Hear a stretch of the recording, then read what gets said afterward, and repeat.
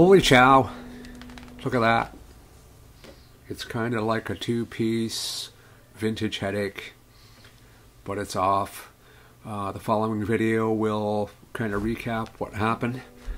I didn't get too much good video footage of the actual removal, but I learned a lot, and I'm willing to share what I found. And I think the next step is going to be to get a nice cadaver guitar out of a yard sale and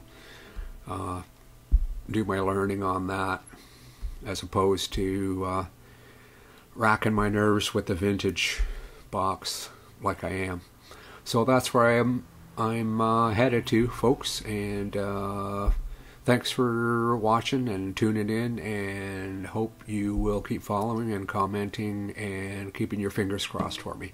Alright, take care. Bye bye. Wow, nothing like experience. It's done. It's a two-piece guitar. First recommendation is to make the proper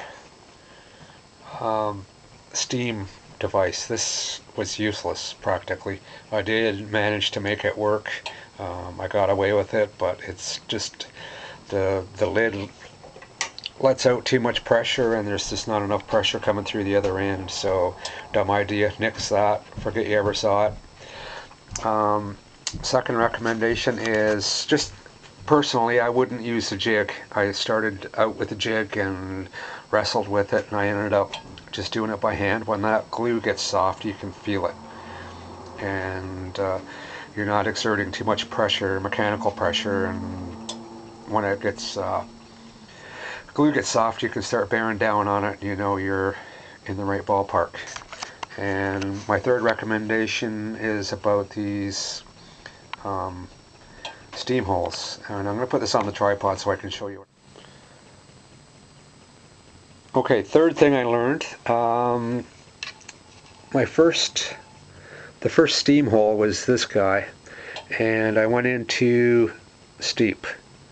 So you're going right into the block, and or to the dovetail, to the tailpiece, and you're not getting much steam out into the joint that way.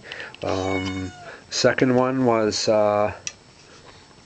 more on an angle, serendipity, but that's your preferred angle, and then just push until there's resistance, and then you're in the joint.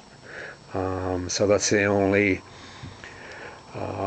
recommendation that I had. Of course, your different brands of guitars and different styles are going to be different.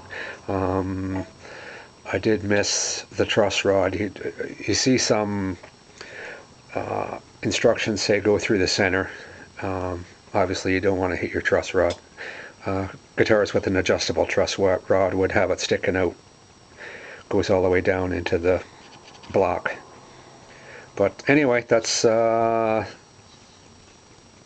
I learned. Learned the hard way, the school of hard knocks. But it's out, and next I got to think about neck reset, refrets, and all kinds of stuff. But I don't even want to think about guitars right now. I'm going to go play my Art and Luthery probably to settle my nerves down. But anyway, talk to you.